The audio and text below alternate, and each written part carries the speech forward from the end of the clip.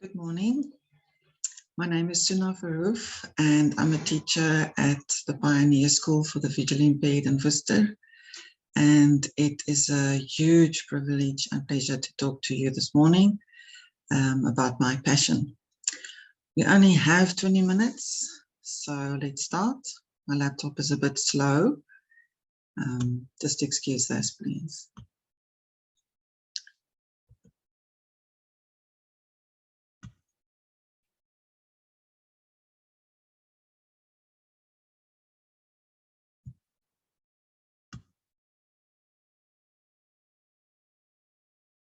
Right.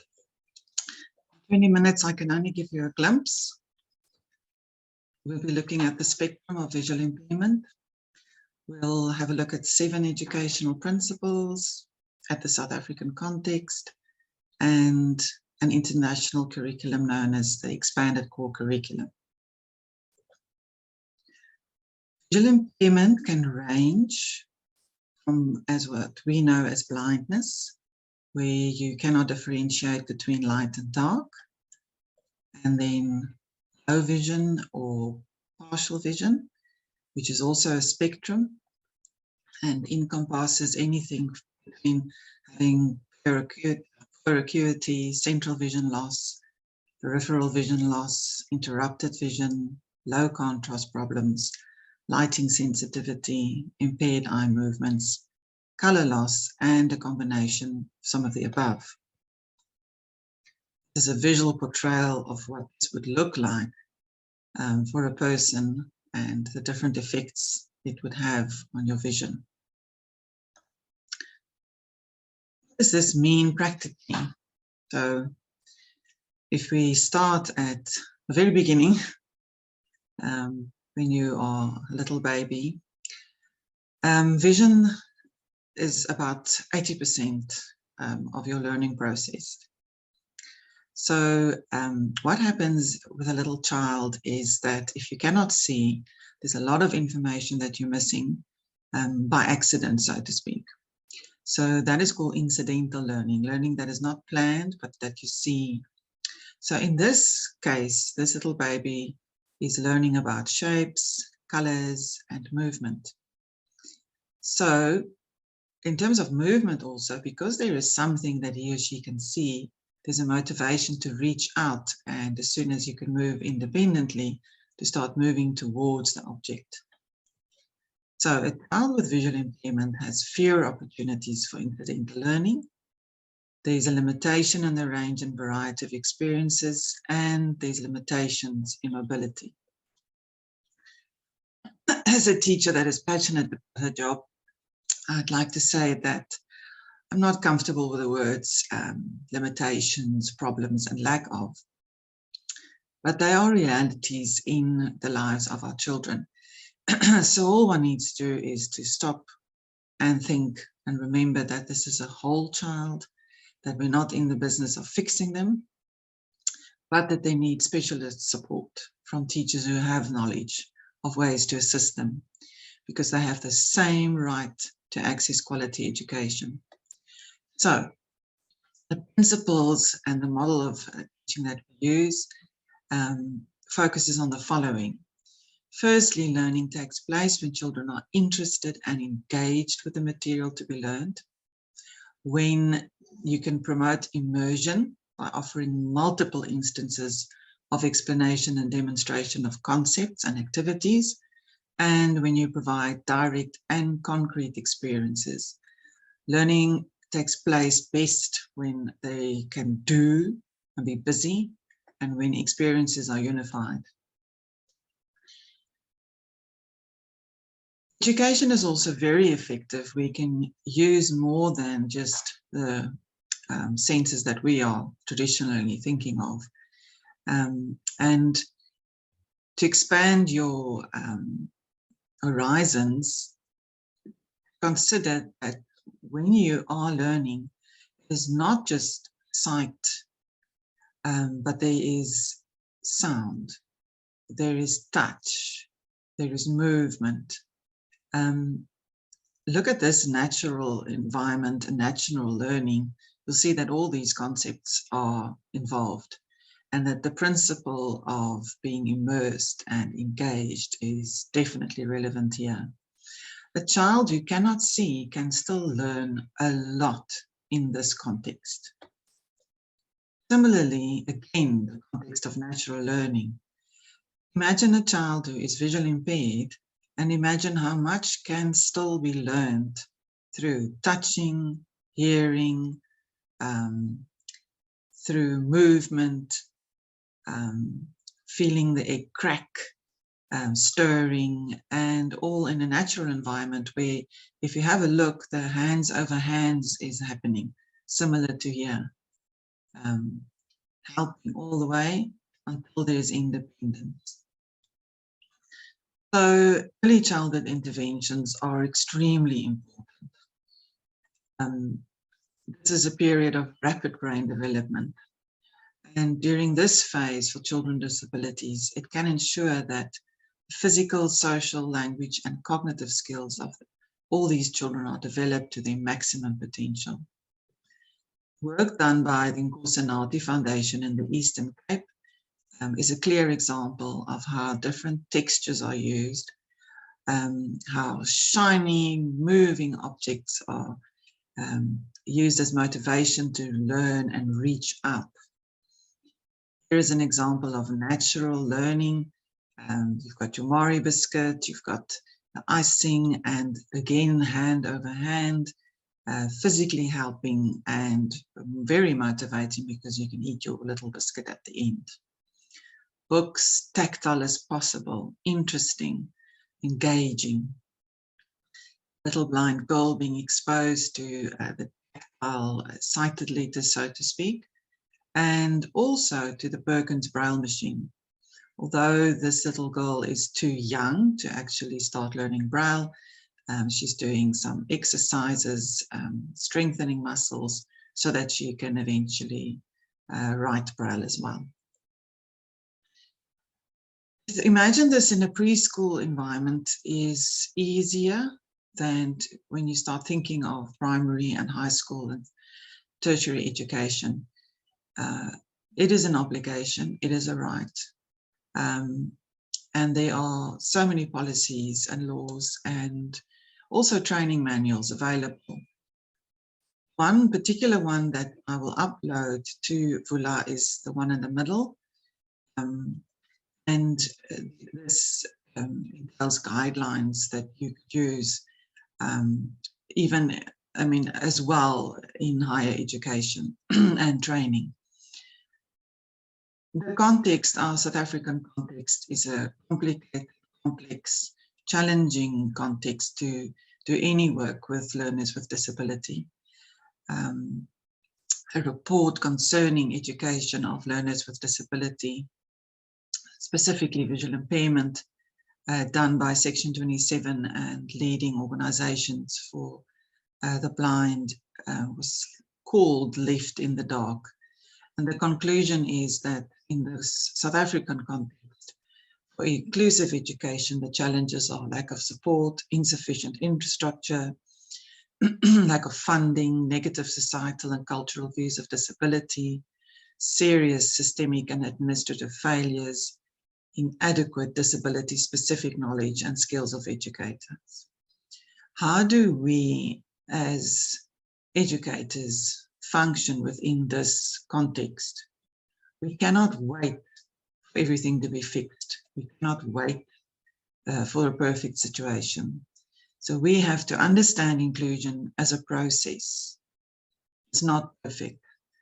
Words like experimenting, words like innovation, these are the things that we will have to focus on as educators. It's a messy business. But the bottom line is, before you teach and after you teach, you focus on, did I increase participation in learning? Did I do my best to do that? Then you accept this is uncomfortable. You cannot be perfect. There's a discomfort about being busy with inclusion. But that's the work we're doing. One of the main challenges is to identify children with visual impairment. There's very simplistic guideline that we have here. You can have a look at whether the child has blurry vision.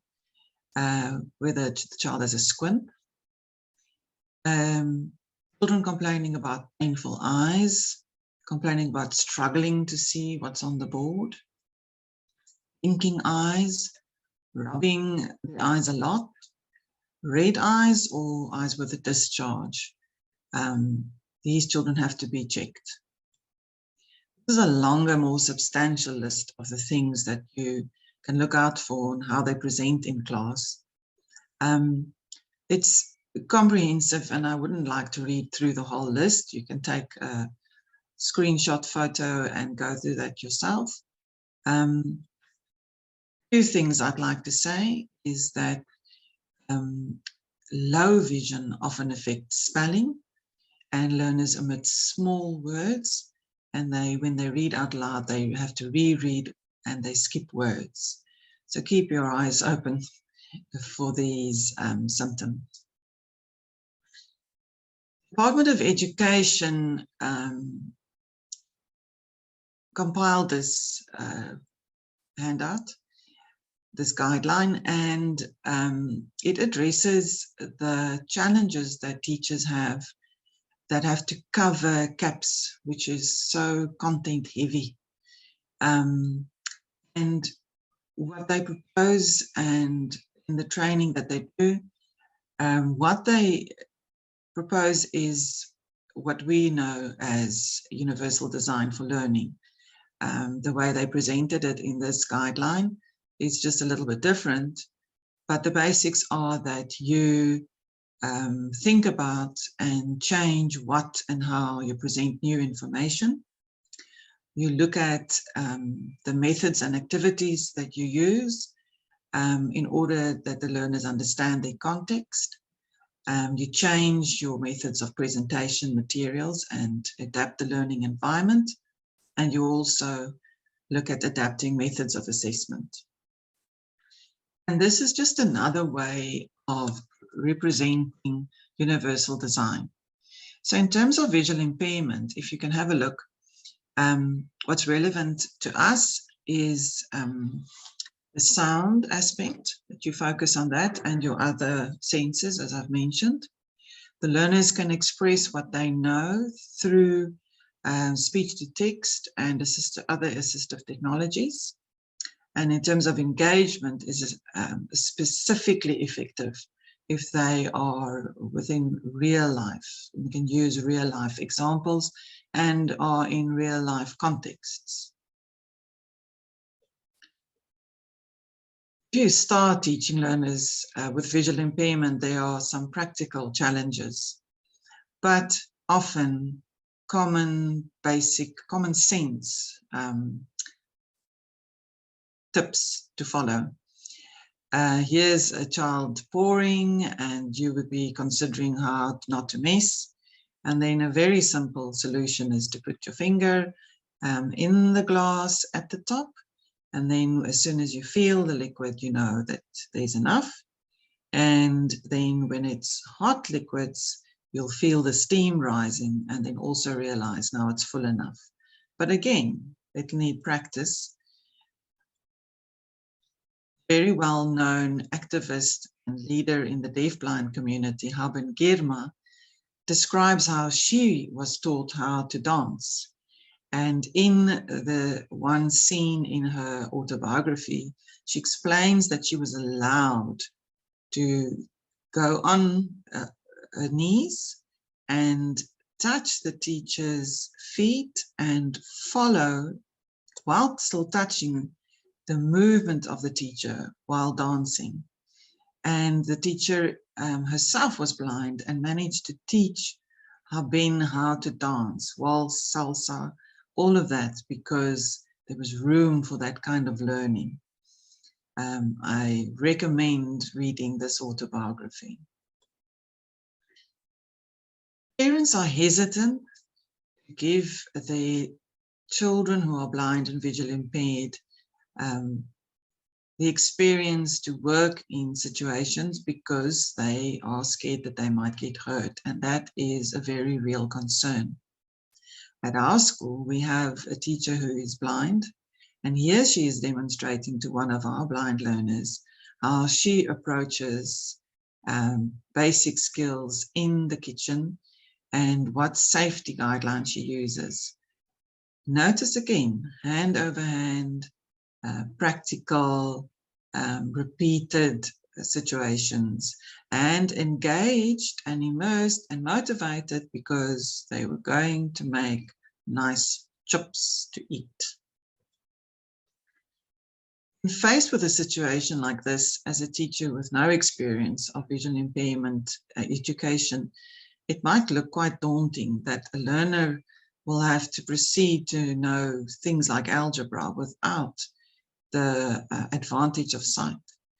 Our learners start young, grade R and grade 1, with systems that are tactile and involve Braille, and they have the concrete shapes that they can touch, and they are taught the names of these shapes through the means of Braille.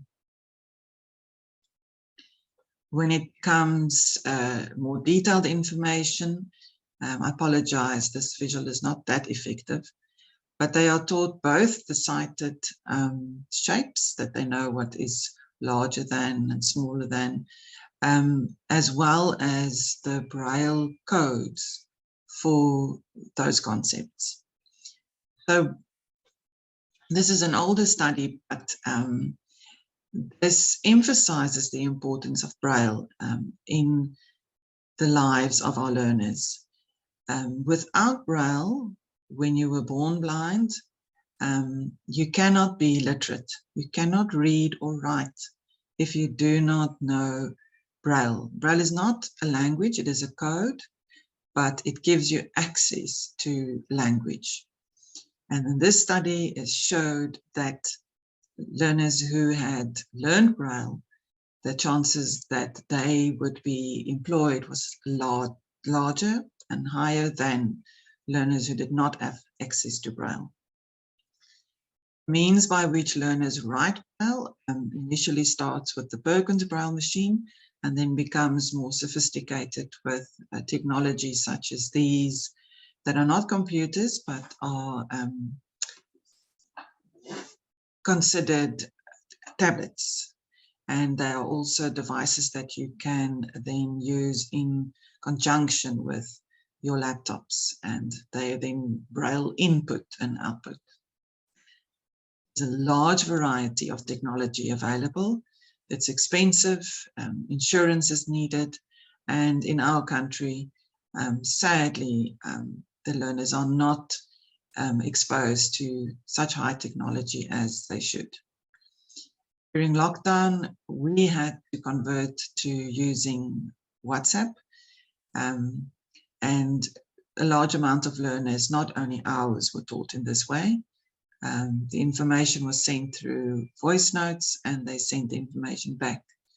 Not the ideal situation, but again, a messy, uncomfortable, imperfect way, but we were teaching. Zanati Foundation in that time did wonderful work. They put together little packets, including the ingredients to make the recipes, Braille instruction, and they also sent little musical instruments and wonderful things they did during lockdown. Because of the fewer opportunities for learning and the limitations and experiences, internationally a curriculum was formed and drawn up, and it's known as the Expanded Core Curriculum, which is a disability-specific set of skills that helps educators with learners with visual impairment. It consists of different areas. These are the areas that I'm not going to read to you. You can read that yourself. I'm focusing on one specific area, which is orientation and mobility. So this is what we would typically know of as learning how to use the cane, but it involves so much more. And as educators, these are the concepts that we then in class can look at, and that's body concept, environmental concepts. We can look at using the GPS, and we infuse these concepts within geography, Even in English, where activism and awareness is also important. And we have our learners write letters to the press, talking about the condition of pavements in our town, and also how to access social media and use it for the same purpose as typically the letters to the press, to tell the society and the government to make their environment more accessible. As far as possible, organize outing so that learning can take place. Learners are exposed to the typical format of supermarkets, but also, again, when it's not typical. They've got to use their cane skills, their social skills, self-determination, planning, all of that in environments that are real. In the end, this is what it's about. We want to help our learners to become adults that can work, that have lives that are engaged, meaningful, fulfilling, where they can have agency, choices, and that they feel a sense of belonging and being comfortable in the world.